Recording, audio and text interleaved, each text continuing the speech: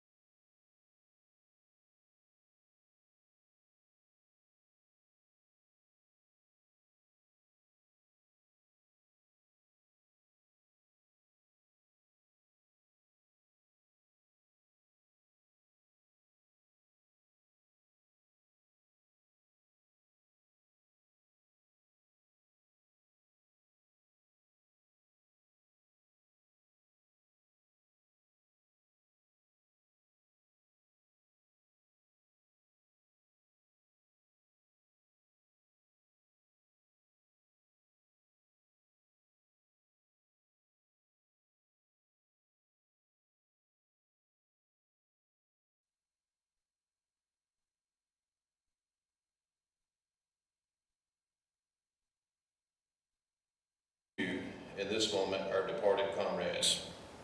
We are grateful for the community and society that creates such servants. Selfless service is not born into individuals, but is sown, grown, and then steeled by the family and the environment. On this day, we recall with reverence the good deeds these comrades accomplished. Those good deeds by the individual being the ultimate expression of selflessness.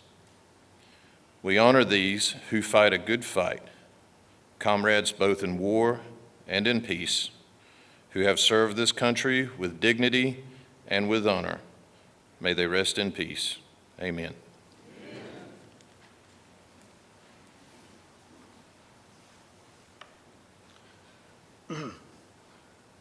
Please join me in the Pledge of Allegiance to the flag.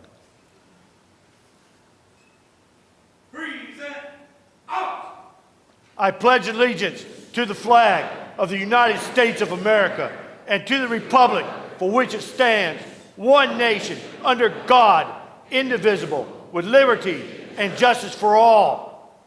Order up.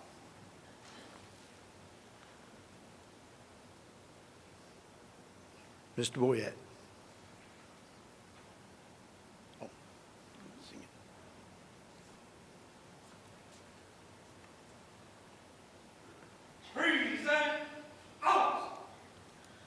Oh, say, can you see by the dawn's early light what so proudly we hailed at the twilight's last gleaming, whose broad broad stripes and bright stars through the perilous fight. O'er the ramparts we watched were so gallantly streaming, and the rocket's red glare, the bombs bursting in air, gave proof through the night that our flag was still there. Oh, say does that star-spangled banner yet wave o'er the land of the free and the home of the brave? Order! Out!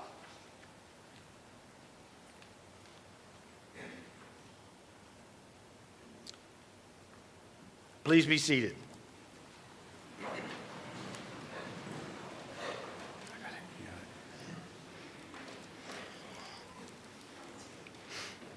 Thank you, Master Sergeant Retired Nix, for the national anthem.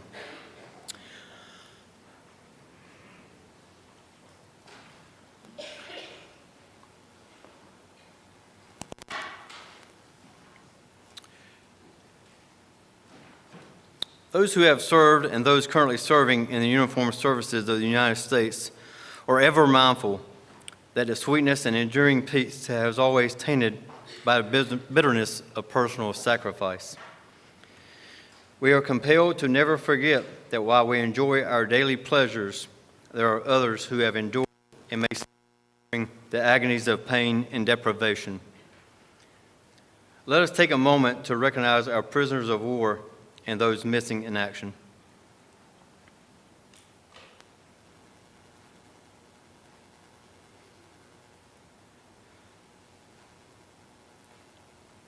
We call your attention to this small table to my left and your right, which occupies dignity and honor outside our podium.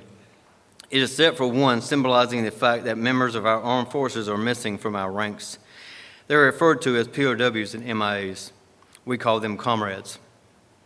They are unable to be with their loved ones today, so we join together to pay our humble tribute to them and bear witness to their continued absence. This table set for one is small, symbolizing the frailty of one prisoner alone against his oppressors.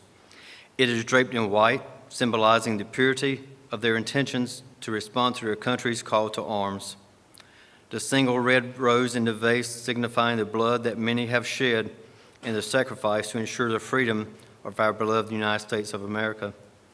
This rose also reminds us of the family and friends of our missing comrades who keep the faith while awaiting their return. The ribbon on the vase represents the ribbons worn on the lapels of thousands who demand with unyielding determination a proper accounting of our comrades who are not among us today. A slice of lemon on the plate reminds us of their bitter fate. The salt sprinkled in the plate reminds us of the countless fallen tears of families as they wait. The glass is inverted. They cannot toast with us today. The Bible represents the strength gained through faith to sustain those lost from our country, founded as one nation under God. The chair is empty. They are not here. The candle is reminiscent of the light of hope which lives in our hearts to illuminate their way home, away from their captors to the open arms of a grateful nation. The American flag reminds us that many of them may never return and have paid the supreme sacrifice to ensure our freedom. Let us pray to the Supreme Commander, our eternal God, that all of our comrades will soon be back within our ranks. Let us remember and never forget their sacrifices.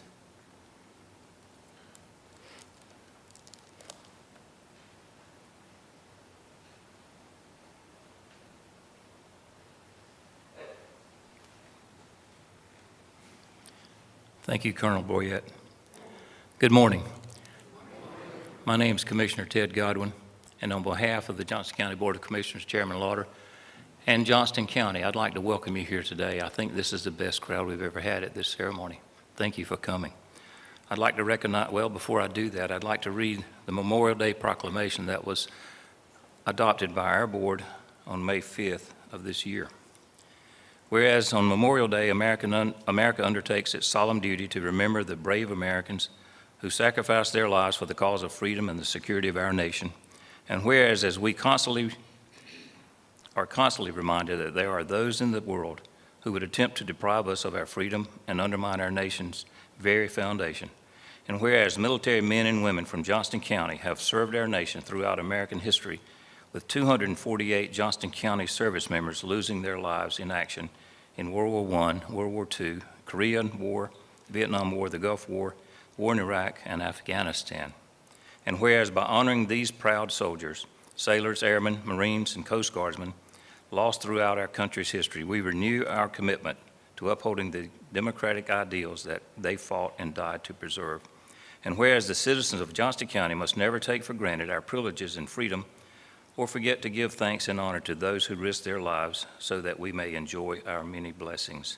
Now, therefore, the Johnston County Board of Commissioners does hereby proclaim May 26, 2025 as Memorial Day in Johnston County and urges citizens to remember the bravery of those who gave their lives so that their sacrifices serve as a reminder of the cost of our freedom.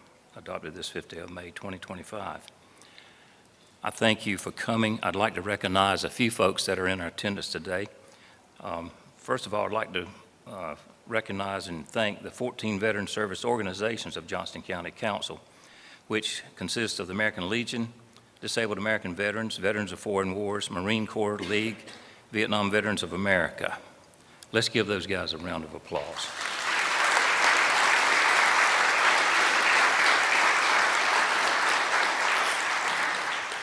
Keep in mind that those guys are non-gendered. We have some great ladies serving as well. Michelle Ball, our clerk of court, is here, I think. Glad to have Michelle. Craig Olive, our Register of Deeds. Craig is at all of our functions. Do we have any judges here? I know Terry, we've got, yes. We're glad to have our district court judge here. Is our sheriff here? I haven't seen him this morning, or representative. Do we have any other county commissioners here? I do know it. Yes, Bill Stovall. Thanks, Bill, for coming. Yes, Michelle Davis. We're glad to have her here.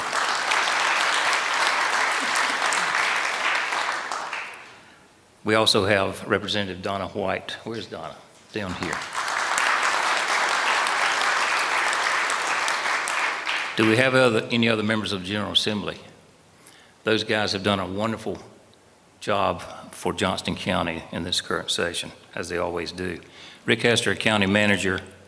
I'm not sure if Rick is here or not. He usually is, but he may have had a personal conflict. Do we have any retired general officers? I do know we have two of my favorite colonels. One is a World War II veteran, Colonel Cheryl Stevens. Give him a hand.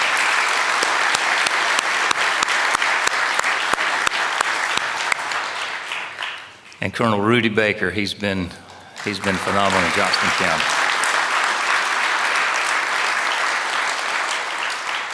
I'd also like to raise attention to and thank the Boy Scouts who have helped us a lot today.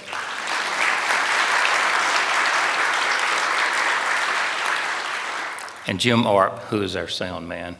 Jim always does a great job. And lastly, I'd like to call your attention to the fact that in the field beside the hospital on Veterans Parkway in Clayton is a phenomenal picture of 1,800 flags. My wife and I drove over there this morning to look at it, and it's awe-inspiring. We also have flags here in Smithfield. Remind me where they're at.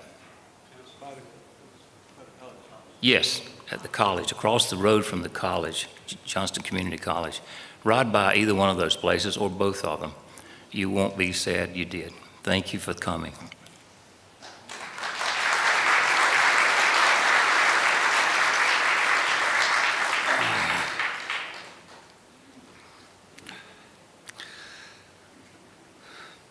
On behalf of the Johnston County Veterans Council, we want to welcome everybody to the 2025 Memorial Day ceremony.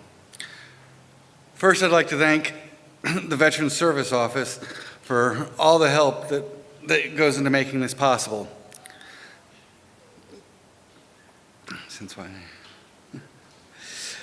Last year, I guess I did a good enough job that they asked me to come back and do this again. And this year I asked them for a few moments to speak on something that's bothering me and many veterans. And that's veteran suicide. 22 veterans a day commit suicide. That's 22 dog tags. 22 dog tags a day that commit suicide. That's over 8,000 veterans a year that take their own lives. If you know a veteran, any veteran, check on them.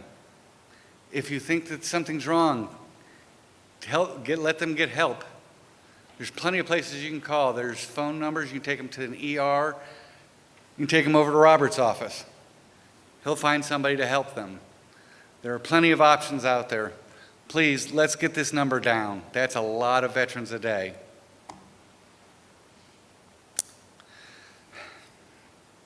This year, once again, several organizations that make up the Veterans Council have chosen to speak about fallen comrades and remember the veterans of Johnston County who have passed, who have served our great nation. First, I'd like to introduce the treasurer of the Vietnam Veterans of America, Chapter 990, Treasurer Ronnie Williams.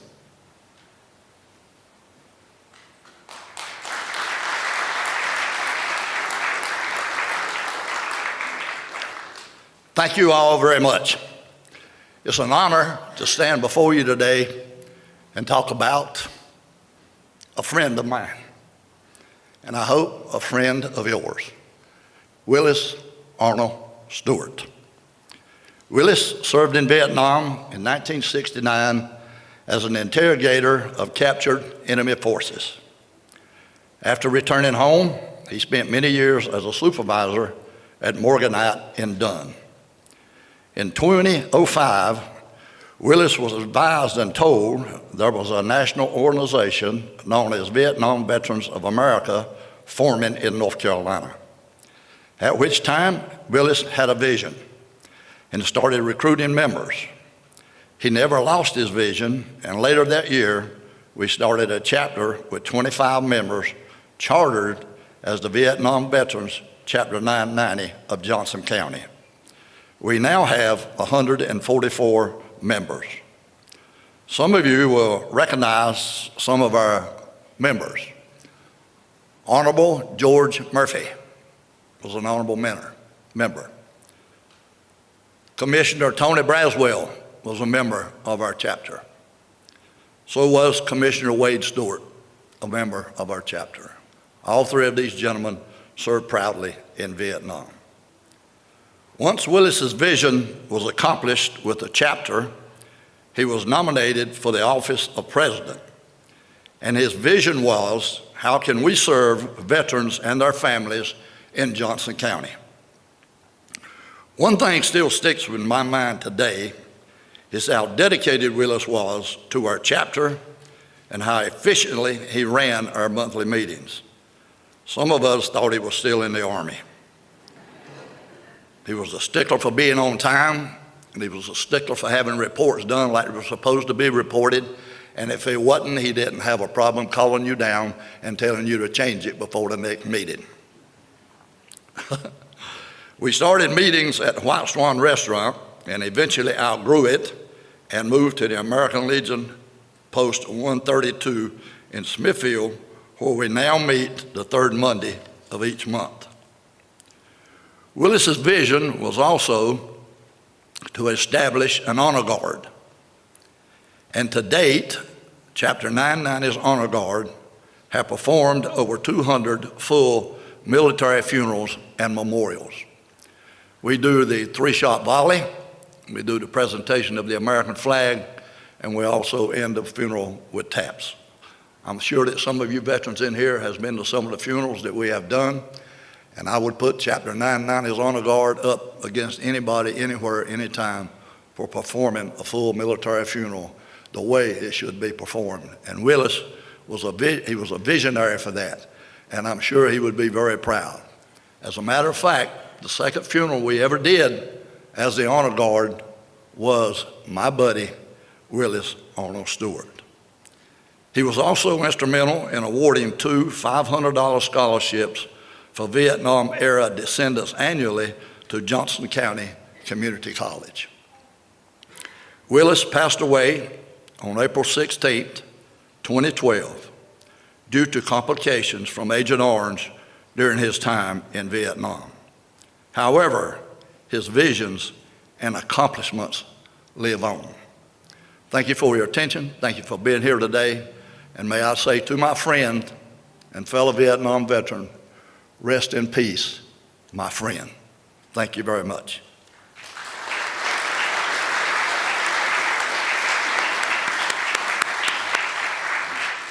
Thank you, Treasurer Williams. Now I'd like to introduce the commander of the Smithfield American Legion Post 270, Commander Charles Sanders.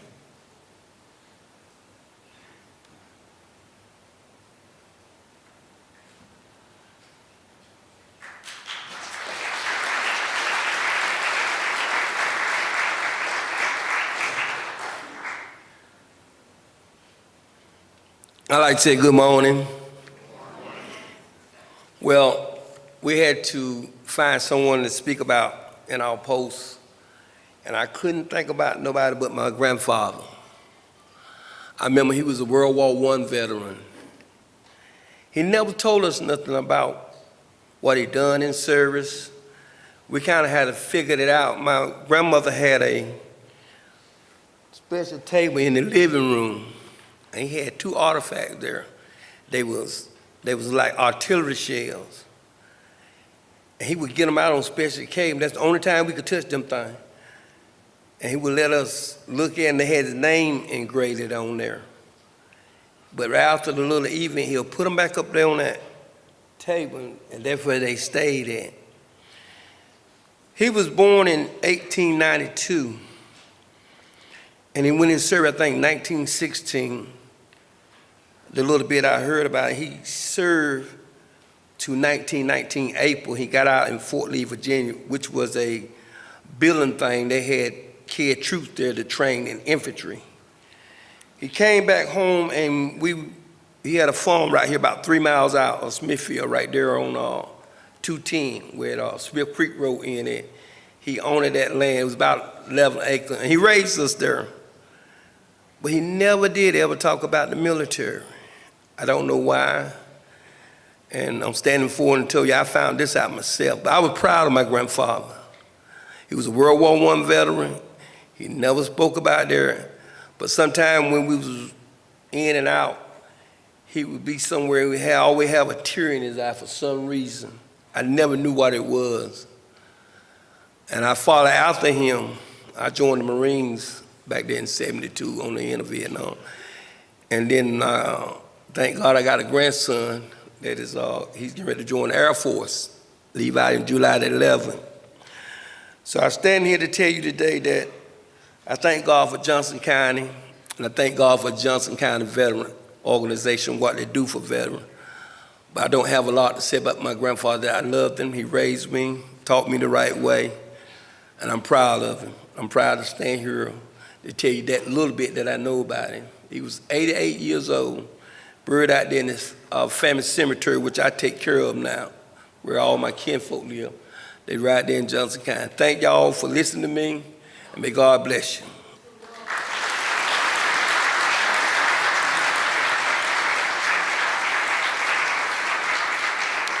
Thank you, Commander Sanders.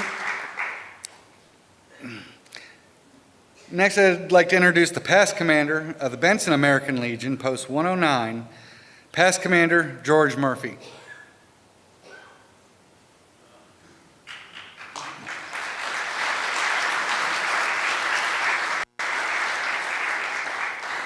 I'd like to correct him on that if I could, please. My name is Ronald Tanner. I'm the acting commander now. I am the post commander at Banner Post 109. I'm supposed to be speaking on Mr. George Murphy today. Thank y'all for coming today. And when I was asked this, they didn't give me a time limit. So I've got about a 45-minute speech on George. But I'm going to cut it back as short as I can. It's hard to get somebody's life in 5 to 7 minutes, but we're going to work on it.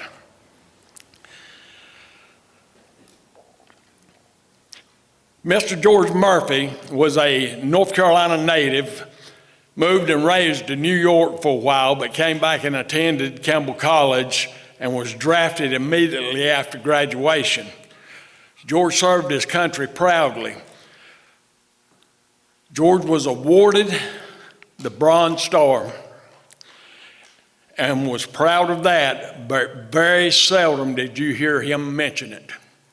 He had to be a close friend to say anything about his award. After his tour of duty, George went back to college and became a lawyer. He was a lawyer for 20 plus years, became a district court judge, and served for several years. He started a family after his discharge and was well respected in the community. George became more and more interested in the American Legion. Luckily, he stuck with Post 109. He started getting involved with the Legion activities. George brought a lot of knowledge to the American Legion that was extremely appreciated and served us in any position he was asked to serve in. He served many years in many capacities. George served on the board of directors for years, did membership for a few years, was vice commander for a few years, and then commander for 4 years, which is unprecedented. Normally 1 to 2 years is what our commanders are. 4 years just shows you how much respect our post had for him. About 20 years ago, the ladies in the auxiliary suggested that we build a monument for the veterans at our post.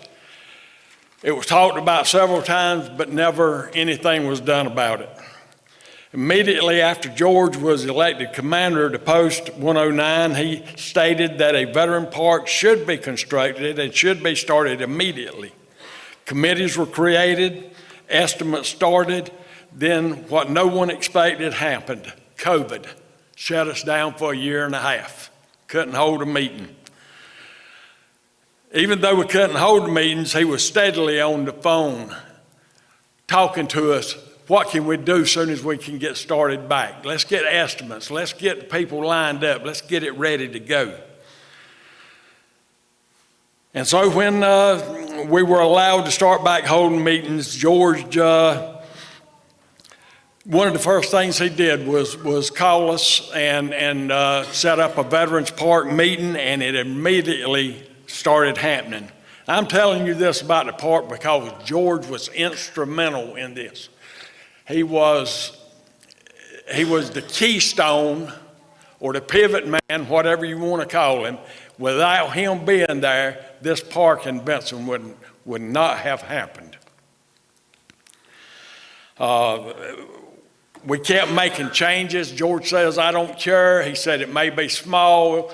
You know, let's make it as large as we can at the location, but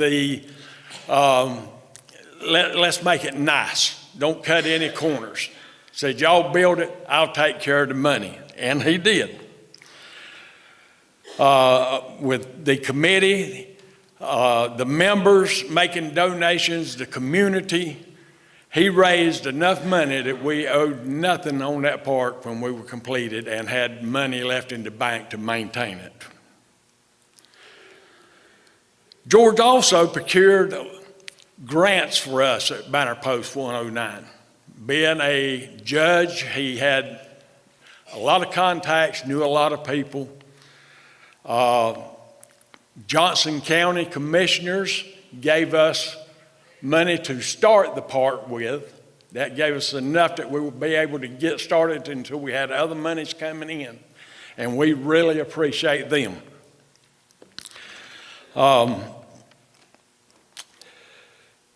Also, he procured 2 different state grants. And that did a lot for improvements for the building in Benson. We completely redone the roof, replacing the plywood and all. Renovation of our restrooms. We stripped and paved the complete parking lot while he was commander. Fire suppressant system was put in the kitchen for insurance reasons. Stainless steel commercial range, a large AC unit in our ballroom, and numerous small projects, I should say. And he was the instrumental one in getting this money to us so we could get this done. George also stated to us that he didn't want a 4th term as commander. 3 people were nominated for commander that 4th year. 2 of the nominees refused it. That left one, George Murphy. And he smiled when he figured out what we had done. We wanted him to finish what he had started. He had already found out he had cancer and was, not doing well at all. But we wanted to see him finish it.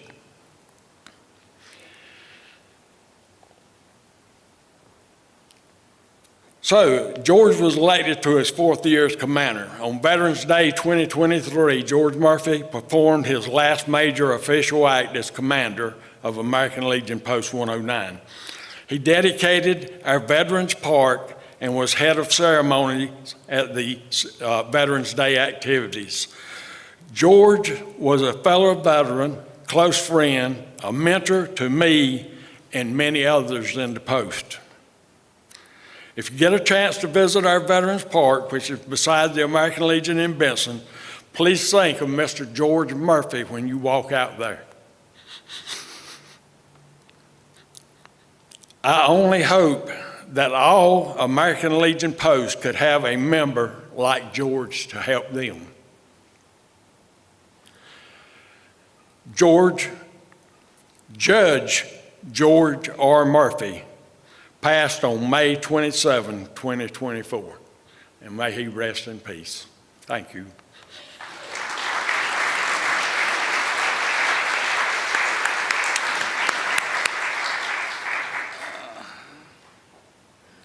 Thank you. Next, I'd like to introduce the Vice Commander of the Clayton American Legion, 518, Vice Commander Randy Silver.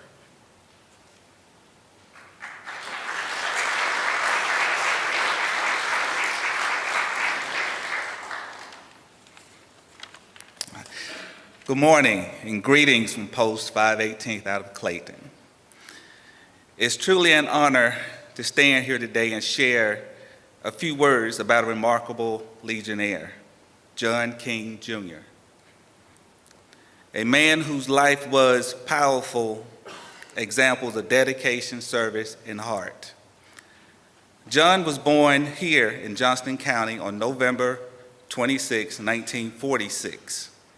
He didn't just serve his country, he gave 27 years of his life to the United States Army, proudly wearing the uniform of the 82nd Airborne Division. As an infantryman, John knew firsthand the true meaning of sacrifice, hardships, the courage, and the bond formed in service.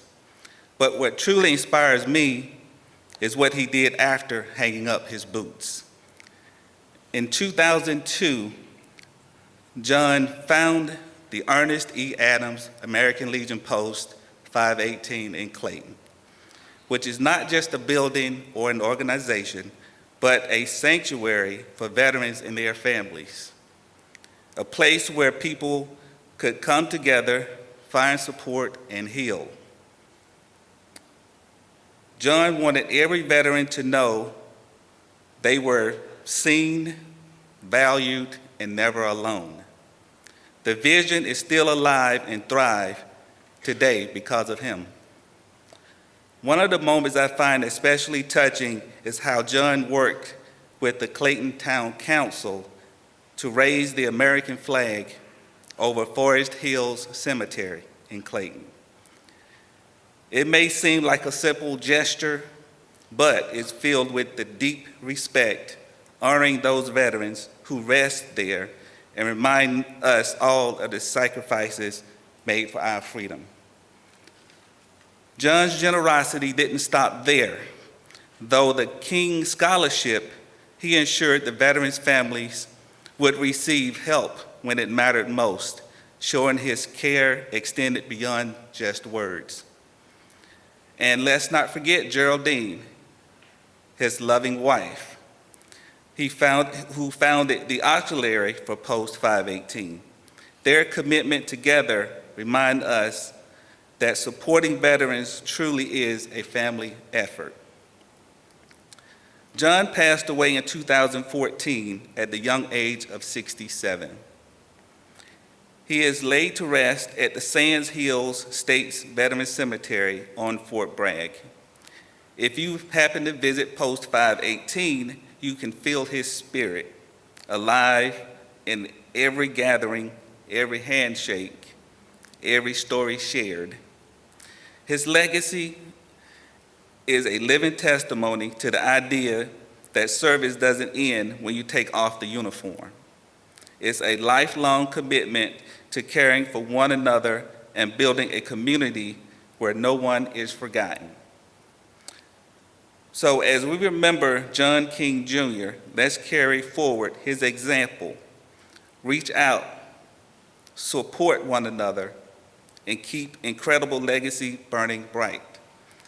Thank you for letting me share John's story with you today. If you're a veteran and know someone who is, I warmly invite you to visit Post 518 to connect, to support, and be a part of something meaningful. Thank you.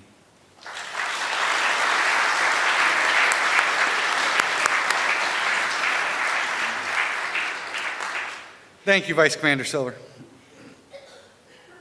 Now I want to introduce the Quartermaster of the Selma American Legion 141, Quartermaster Jimmy Barber.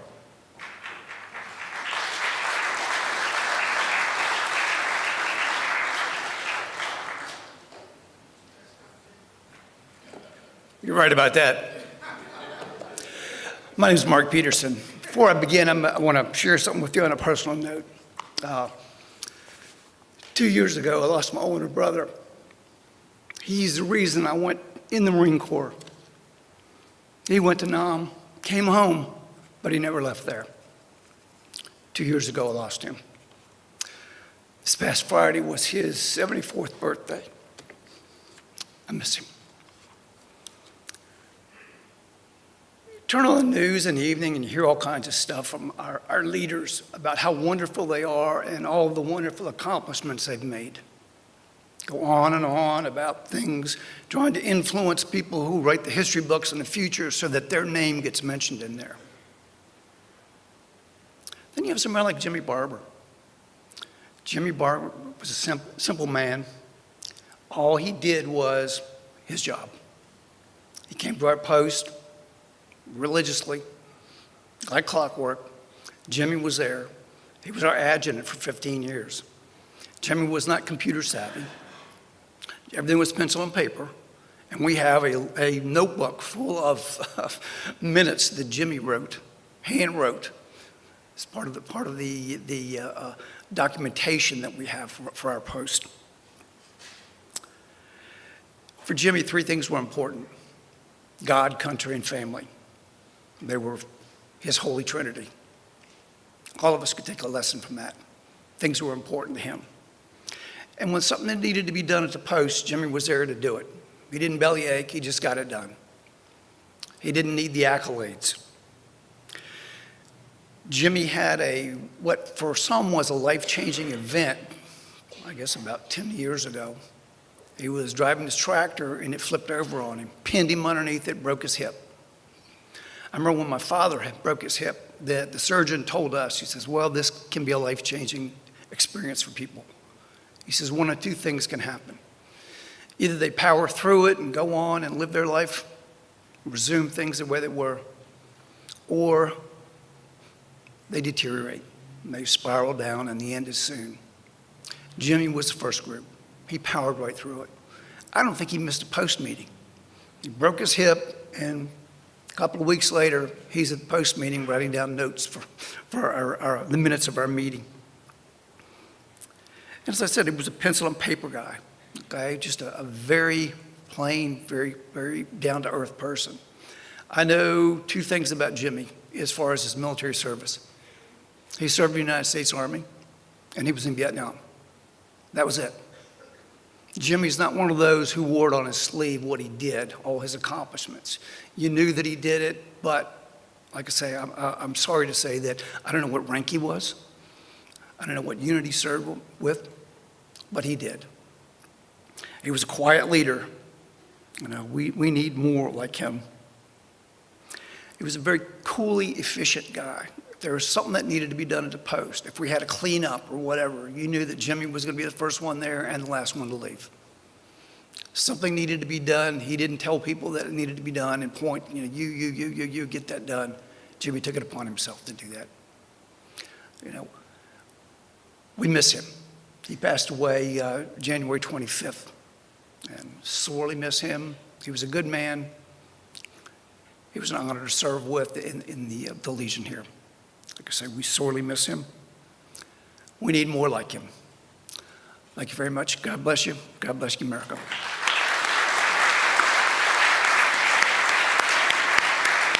Thank you. Now I'd like to introduce the commander of the Benson American Legion Post 109, past commander Ronald Turner. Ronald Turner? That's what I thought. Okay. 405 is next, yep. Past commander Wayne Peden. Is he actually here? Okay, I got one right.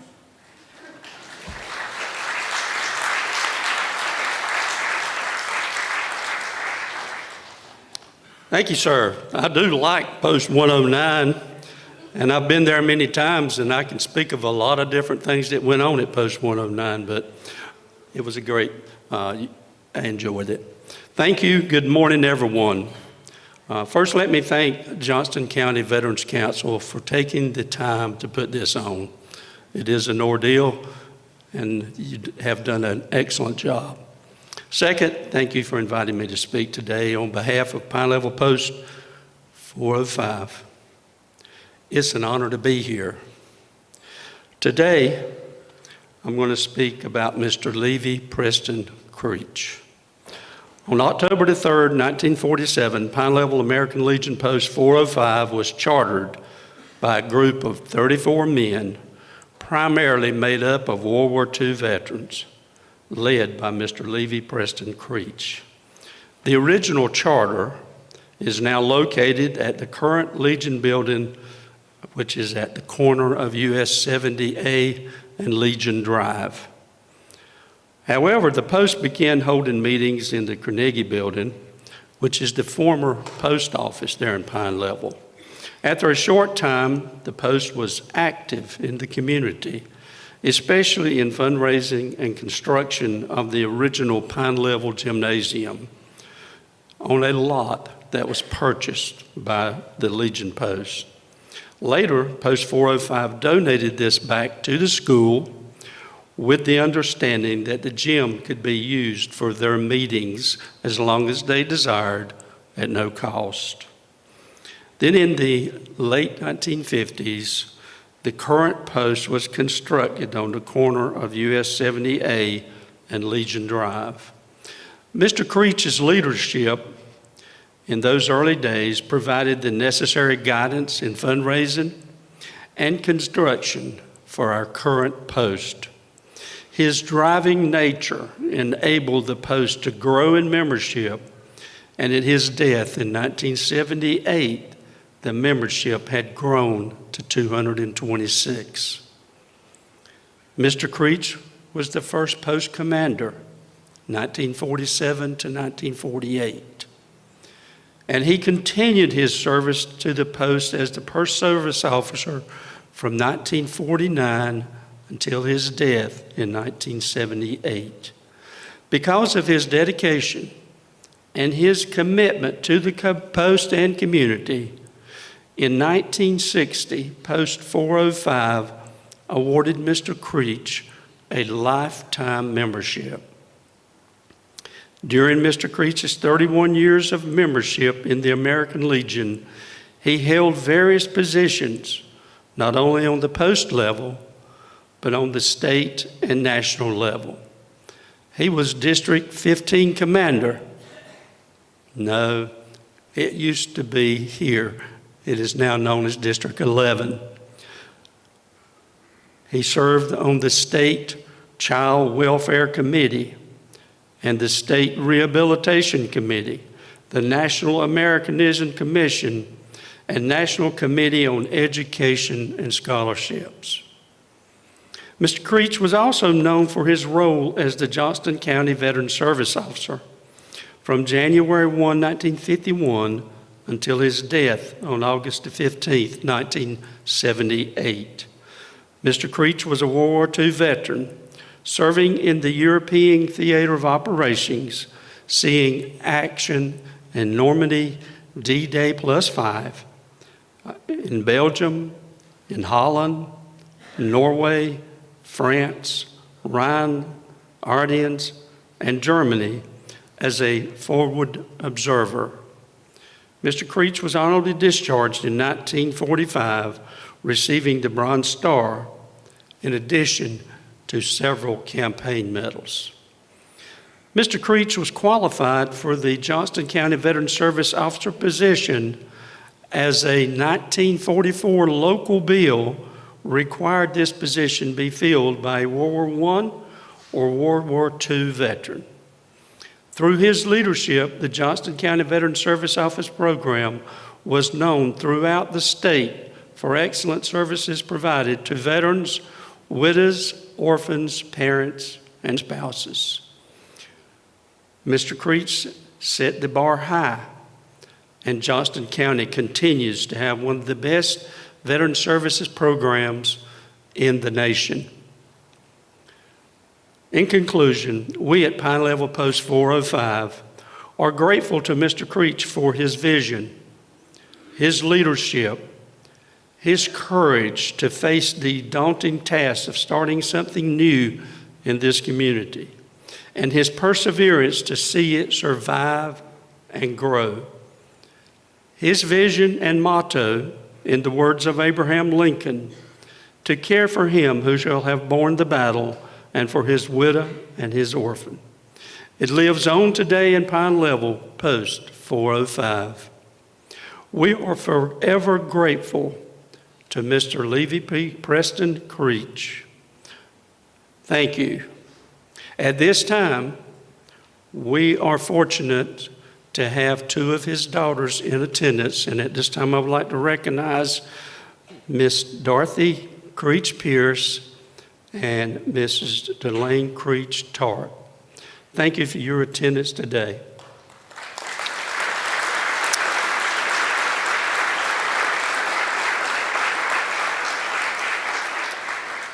And we would like to end by thanking your father once again for what he has done for not only Pine Level Post 405, but for Johnston County.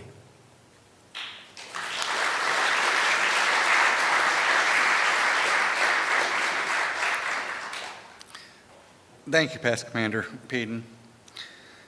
Finally, I want to introduce the Past Commander of VFW Post 5886, Mr. Sims Anderson.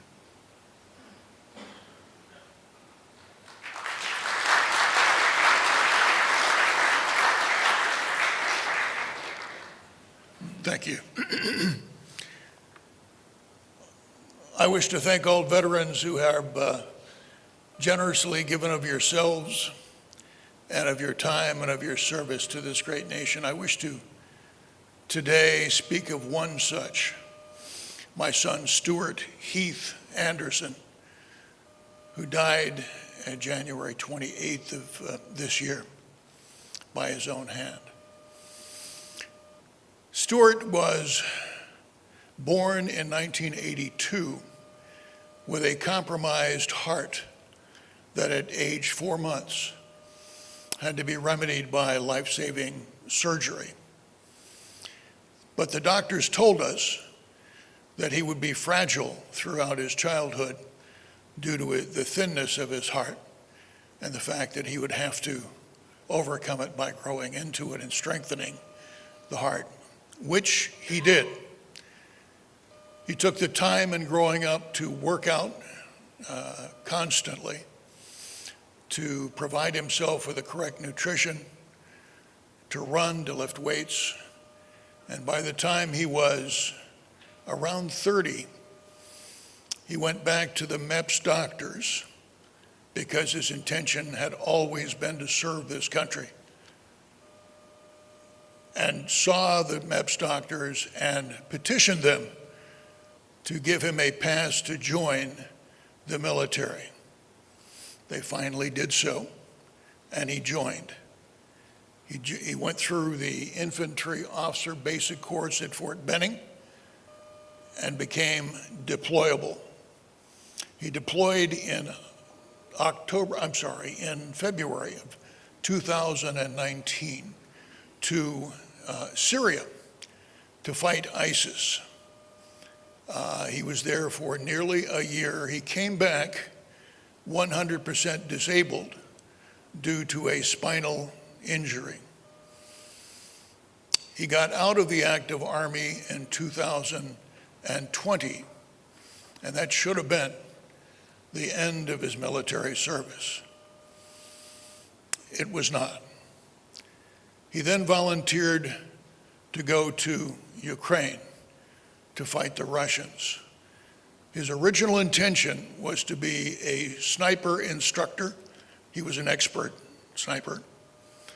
And a drone instructor. He was also an expert in that. But once he got to the Ukraine, they looked at his DD Form 214 and said, "You're going to the front." And that's what he did. He joined a unit comprised of English-speaking people from Canada, from England, from Australia, America, and several others from different parts of the world who spoke English. And there, he was given a machine gun and a tract in eastern Ukraine to guard against the incursions of the Russians. The Russians came in great numbers. They attacked in numbers up to 1,000, up to 8 times per day. The American gunners and the Canadians and the Australians, etc., literally had to mow them down as they came across the field, supported by artillery. But the artillery was inaccurate and often fell among the Russian soldiers who were attacking. The dead stacked up in great numbers in front of their trenches. And because they had not been given proper uniforms, the English-speaking soldiers stripped the Russian dead of certain uniform items that they needed, also any rations. The Ukrainian officers were not feeding the English-speaking soldiers, and over time, not only did they develop dysentery, many of them, but they were reduced to eating earthworms and rats, boiled. This went on until the numbers of the English-speaking soldiers were reduced from 35, their original number, down to 7. My son was one of those who was a remnant of that number. And then one day a tank came across the field. They had no anti-tank weaponry. And My son was caught between the treads of the tank, laying inert. The tank did not see him, but his main gun fired 8 times, giving him 8 concussions that he suffered from that time forward. He then was involved in a great artillery barrage. He went into a bunker for shelter. The bunker was hit and collapsed. It killed 2 of the 4 men inside it. It wounded a third. My son was in an area of the bunker in which he was protected and survived. He was dug out a day and a half later, placed in a truck, and taken to a hospital. The hospital saved his life. It treated him for his dysentery. It dug shrapnel out of his head, and it ultimately caused him to be able to restore the lost poundage because of his dysentery. And they fed him up to 6 meals a day. He then, after about 10 days, was able to walk in the sidewalks around the hospital, and there he found widows, orphans, and people who were destitute without any basis to survive. He gave them money, he gave them food, which he purchased, and he bought them passage to the west. He was in eastern Ukraine, and he bought them passage to Poland, or at least western Ukraine, away from the nexus of the fighting. He then was convinced by his family, who were pleading with him, please, here's a plane ticket, come home. He finally did come home, but it was virtually too late. The U.S. Army did studies in 1945 during the Battle of the Bulge, and they found that 17 continuous days of combat, intense combat, would erode the psyche. That is to say, would cause what we would call today PTSD to set in. Back then they called it different things. Shell shock was one. But that his psychology would be permanently affected through 17 days of continuous combat. He was involved in 140 days of continuous combat. He could not sleep. There was no medication available to allow him to sleep. He would go for 3 and 4 days without sleep. Ultimately, he got on drugs that would enable him to sleep, but the interactive effects were terrible and caused hallucinations, vivid, realistic hallucinations. It was during the last one of these, when he perceived Russians coming into his own house, that he committed suicide. Stuart lived a life perhaps more compressed in terms of what he was able to do than many who lived longer lives. He died at the age of 42. But the nation has always relied upon men like Stuart to keep us safe and free. Thank you.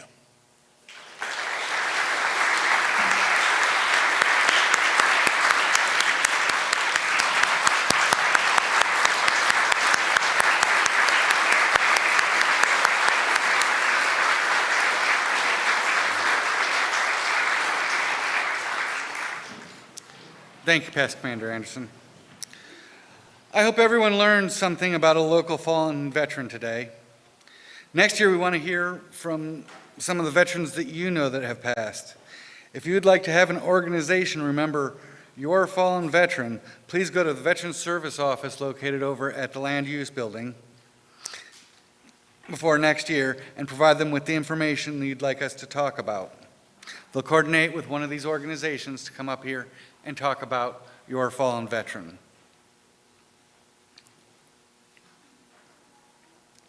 It is my honor to help remember all fallen veterans of Johnston County that the residents of Johnston County have asked us to remember. Our flag doesn't fly because the wind moves it, but because of the last breath of each soldier, sailor, airman, and Marine who died protecting it. Ladies and gentlemen, a special remembrance to those who gave all.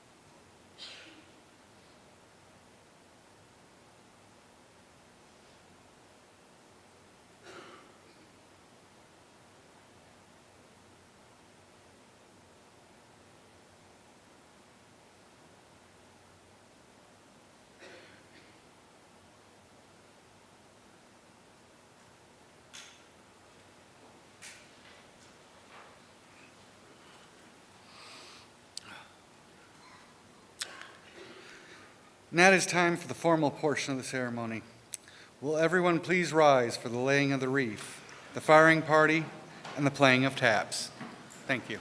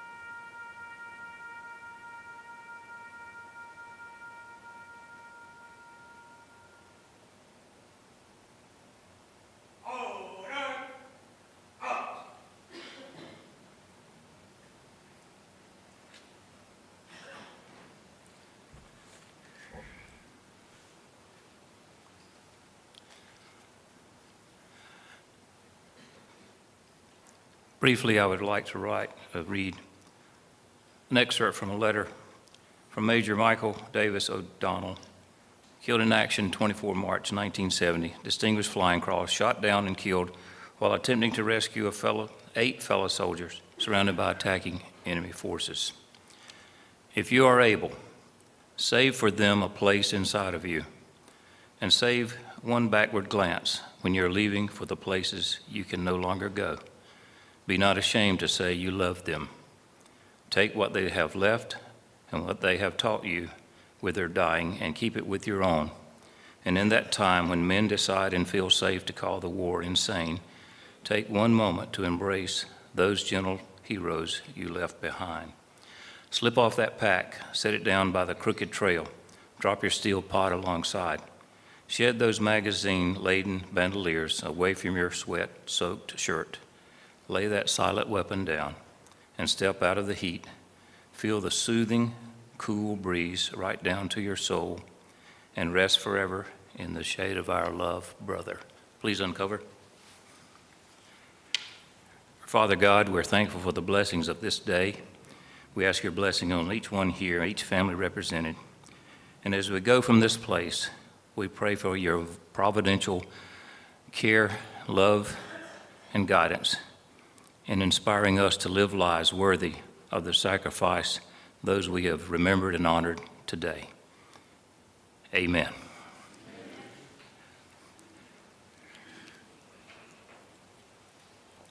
Recover. This concludes today's ceremony. God bless you. God bless America and all of our past and present service members and their families. Thank each of you for patriotism and your attendance today. We are dismissed.